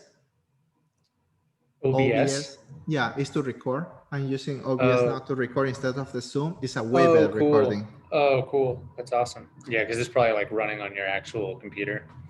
I don't know why, but it's a way better recording. I mean, both are good, but I don't know. You can tell it's a better recording. So So yeah, those things like you did right now, because I haven't done before, I would probably check them again. Well, yeah, like I really like to, I mean, I really like to use these for everything. I So do have a what- question now. I remember. Yeah, go ahead. What is it? Why people use Webpack? Why do they use Webpack? Yeah, what is the use of Webpack? Yeah, What so people use Webpack for? If you can do create React app and stuff like that. yeah, so I mean, if you really have a project that needs some like custom, that really needs some custom treatment, Webpack is pretty. I mean, like React uses Webpack under the hood. I guess yes, So like, that's true. yeah. So it's like, always needed. yeah, I mean, Webpack's not the only thing. It's not the only tool that's geared towards that problem. There's other things like, I honestly can't remember what it's called. Let me look. Roll up, I think it's called. Parcel. Parcel, yeah. Parcel. But Webpack seems to be the standard nowadays. I haven't used anything else, to be honest. Webpack seems to work. Is Webpack? I believe everybody uses Webpack, but is Webpack something that in a project that when I want to work with a project that is the one that I want to present when I start looking for a job, is that something that people are gonna see like, okay, you're using Webpack, so that's good, many points for you, or is something like, okay, cool, you're using Webpack, whatever? Yeah, I mean, it's kind of like, I guess everyone just kind of assumes that everyone uses Webpack because it's become that standard. Okay, I think if you can spin up a project using Webpack and like if you can make your own little mini version of Create React app using Webpack, then that's enough. That's all I knew. okay. And I like, okay, so at our work we use Webpack, and I'm kind of like right now there's a huge problem that I'm dealing with that involves Webpack, and so I'm having to like really go into the weeds of Webpack config files. Mhm. So you know, having that prior Webpack knowledge of, you know, creating the configuration file, writing the rules, importing some of the built-in loaders and plugins and stuff, like it gave me a head start, but Okay. I wouldn't prioritize it unless you're interested in it. You know, I'm I not. tend to. Okay, I'm then not. yeah, there you go. You might, as you like get more into React, you'll probably be like, you know what? I'm actually really curious as to how this is all put together. And That's that's a cool day project. That I am curious, like how Yeah. it works, but like to be like an expert on that, I'm not. Yeah, I never really intended to be like I never wanted to, like, I don't really care that much about configuration stuff. I'm way more interested in just like coming up with cool ways to logically solve problems with code. Me too. But You know, if Webpack is a cool tool and I use it and I know enough about it to, you know, figure out what I'm trying to do, but I'm not a Webpack expert by any yeah, me too. means. Actually, I have the same way of thinking. However, I have a different way of thinking with Docker, which I don't know if that. Yeah. So I gained a huge appreciation for Docker on a project that I did recently for a friend. And again, I'm not a Docker expert. I learned enough what I needed to know to do what I wanted to do with it. And I love it. It's really awesome. But again, I think it's one of those things where you learn about it when you need to. Okay, gotcha. If you come to if you come into a situation, you find yourself in a scenario where knowing Docker is necessary, you're just gonna do it. Gotcha. So if it's there's how do I put this? There's really only two things that are gonna lead you to learn something. It's either necessity or curiosity. True. And if you have a strong enough curiosity, you're just gonna do it. So What is the reason that you like it? okay, so so two things. Well, first I'll explain why I needed to use it. One Okay. time I was just curious, so I just installed it and just dicked around with it for a little while, All right. and it was great. It just seemed cool. It was very complicated though, and I didn't really fully understand it, but I got like a little thing. I got a little mini application running, and I was like, oh, all right, this is cool. And then I kind of forgot about it. But then my friend, he was having issues with his Wix. No, was it Wix or one of those crappy like template internet sites? You know, where you can. It's like Like Weebly. It was WordPress? Weebly. Yeah. Weebly is basically a low budget WordPress, Okay. and it was just awful. And my friend, he has a website, or he had one there. And one day he wanted to add like some little custom plugin thing, but it wasn't working. So he called me to ask if I could help with him. And I looked at it and I was able to kind of figure out a little hacky way around it, but wasn't perfect. It didn't really do everything he wanted to do, and Weebly sucks. Their interface is terrible. Their options are terrible. It's slow as hell. It's just awful. And so and then eventually one of the files got corrupted, and I would have had to do everything I did over again. And I was like, dude, let me just build you a site from scratch, and you'll be way happier.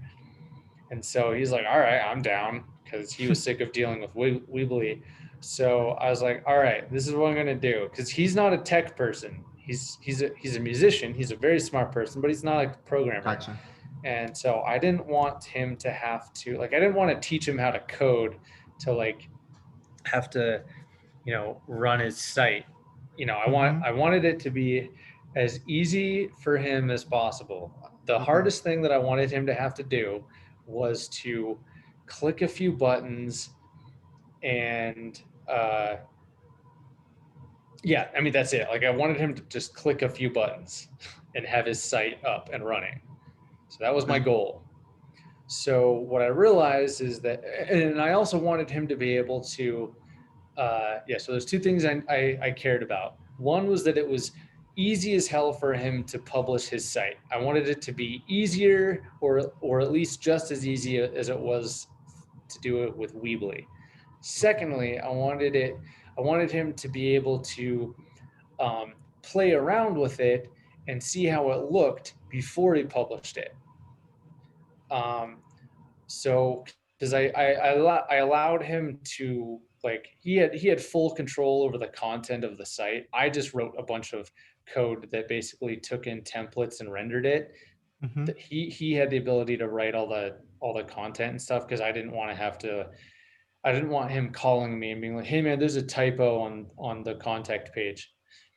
I wanted him to be able to write the content and publish it on his own without having to bug me about it.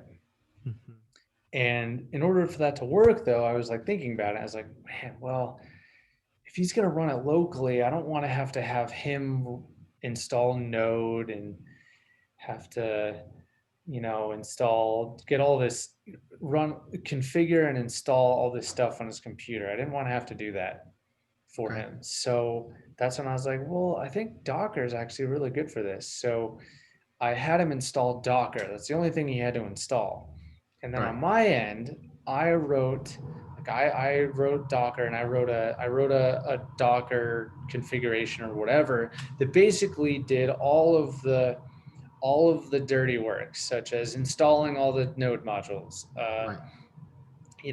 running the dev server, all that stuff. And then I wrote some VS Code configuration files that basically just ran all these tasks automatically. So all he had to do is so he didn't even have to go into a terminal and write like npm run dev. He literally goes into VS Code and clicks a button and it runs it. And then he can see it, and then he can go in and edit his configuration file, which is just his content. So like, it's his information, it's his site. So he knows what he wants to be there. It's just a JSON file. So I taught him how to write JSON, which is easy as hell. But that's it. That's all he had to do. He just had to like write some content in his site, click a few buttons, and then Docker would spin up a little image on his computer, and it would then run it, and then he could see it on his computer running without having Node installed, without any of that crap. It was pretty awesome. Gotcha. Yeah, like it was amazing actually. I was super stoked about getting that to work. So like, Right, because yeah, all the he had to- environment is in the container. yeah, exactly. Like, so the hardest part was getting him set up where all he had to do was install VS Code. He had to install Docker and he had to install Git. That was it. And so then I would be making all the changes. And then the one day that we had a deployment, I just had him clone down the repository, click a couple of buttons in VS Code. It spun it up beautifully. When you say click a couple of buttons in VS Code, you mean to run the command, the Docker commands? Yeah, Okay. like I wrote scripts here, and then I wrote some VS Code. So he needs a little bit of Docker knowledge, how to see the container and how to run the container. No, he doesn't have Not? to do that. No, he just had to, because like Docker is just kind of running. So like if you look over here. Yeah, I remember the config file that you're saying that you can say npm run something. Yeah, exactly. So all that stuff, like all those scripts were I just wrote scripts that did all that. All he had to do was open this guy. Oh, And from the GUI. yeah, Gotcha. so he can just see it from here. And then there's like a, he clicks the button, it runs it, he sees it here. And then there's a button that says, view in Chrome. So you click in Chrome and there it is. Oh, I haven't used the GUI. I have just used the terminal. Okay. Yeah, it's pretty rad. And then, I have the GUI, but it's just running. I never use it. yeah, it was dope. And then, yeah, it just ran locally. He could make his changes to the content. He could add the videos or the audio files that he wanted. He could add the That's cool. the icons he wanted, like everything he could configure the way that he wanted to do, but without having any coding knowledge whatsoever. And he could spin up his project with just a couple of clicks. And then he just had to, and then when he wanted it on his, when he wanted to actually publish it, again, just clicked a couple of buttons. Docker did all the building and everything. And then we used Heroku to serve it. So he doesn't even have to type git push. No, I taught him it. But even VS Code has this, right? You can just be like, add your changes, do your thing, click the check mark, and then do that. That's what I taught him. And you put it in Heroku, so all the changes automatically. Okay. Yep. That's super cool. Yeah, it was amazing. I was pretty stoked about that. Oh, I'm gonna try to learn a little bit more eventually. Yeah, for sure. There was one thing I was going to show you, TypeScript. Mm-hmm. Have you used the? I don't know how much of TypeScript you've actually played around with, but like the watcher is really cool.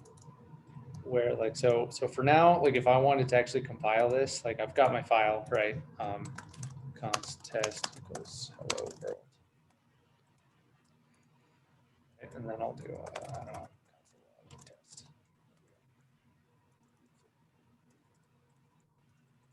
So, okay, great. Here's my sweet file. Now, if I wanted to run that, I'd have to do my, if I wanted to actually see my compiled code, I'd have to run npm run tsc.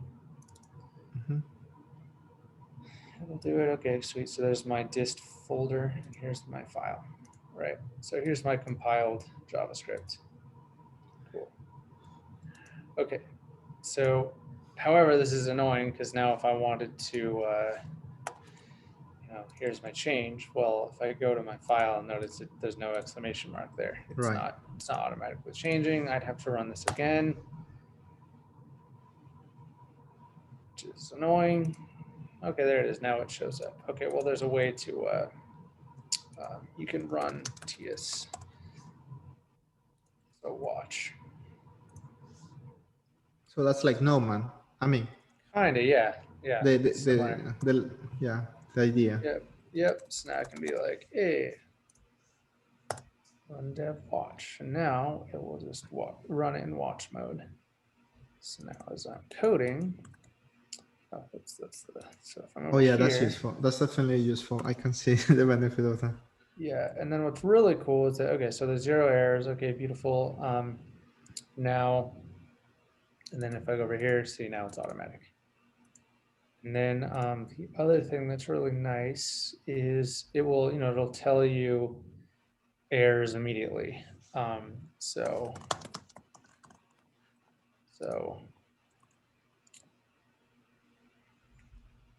here's, I mean, this is a lint error, but that's right. So cannot assign test because it is a constant. Okay, cool. That's obvious that is the case, but I get some nice helpful errors or error messages here, which is nice. But it happens in real time, like it compiles in real time, and it will break in real time. Nice. Yeah.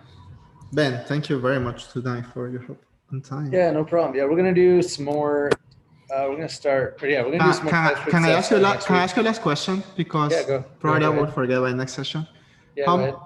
Your learning as a developer for a company is way more than as a teacher.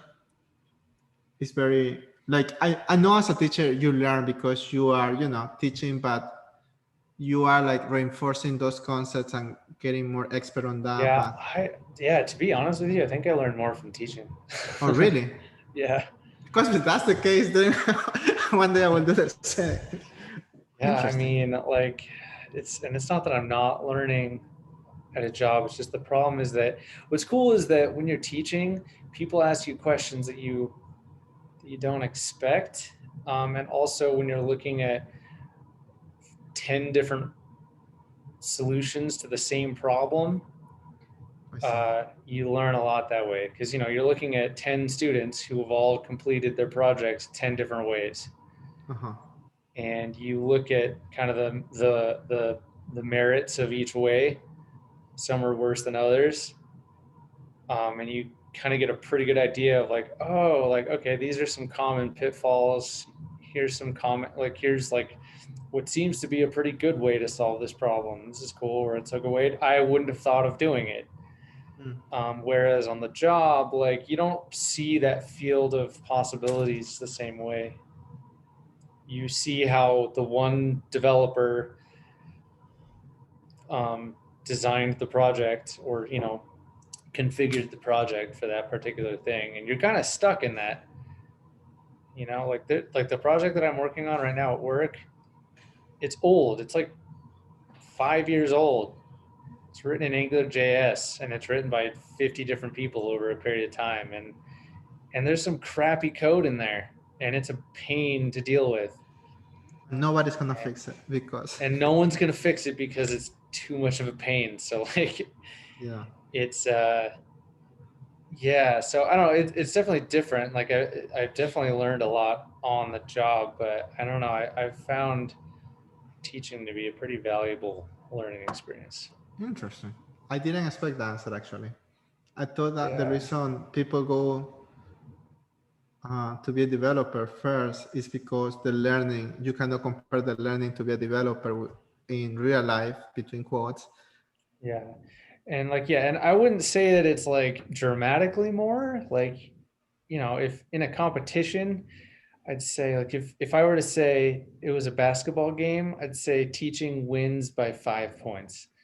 Oh no, but that's the point that I was You know what I mean? expecting to be like, to work as a developer will win like for 50 points.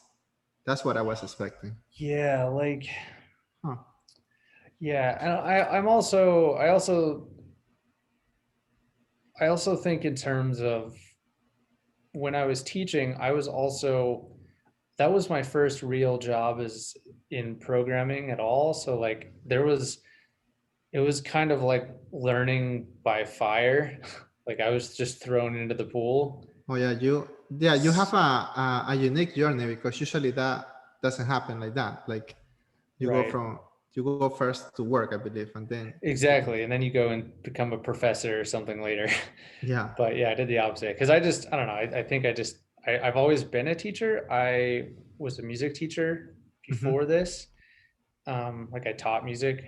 I wasn't like working at like a school or anything, but like I taught private lessons. And Gotcha. I've just always enjoyed teaching.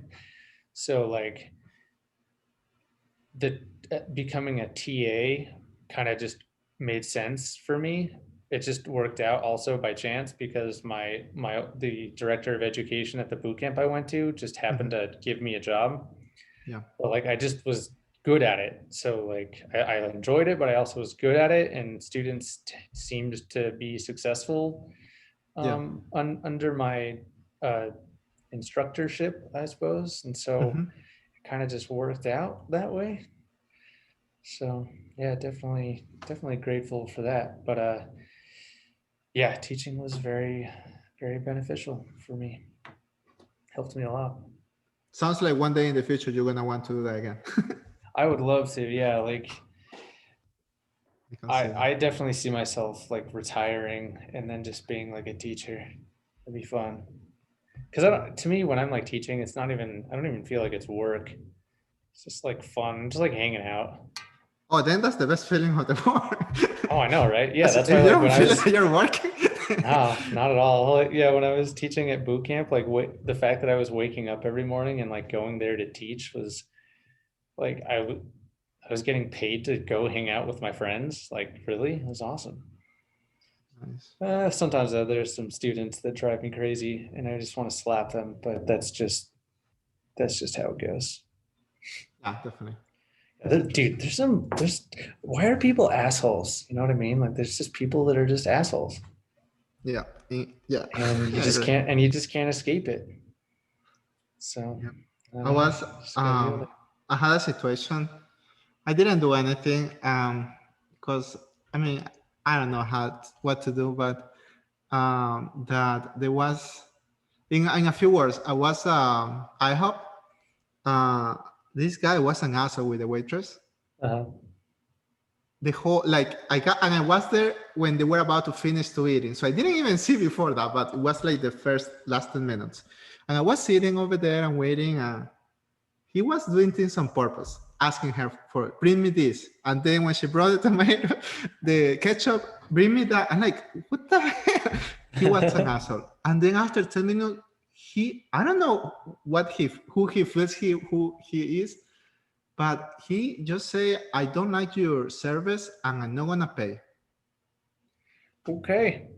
And he left and he told the two girls that was with him, let's go. And I saw like that and I saw her feeling so down.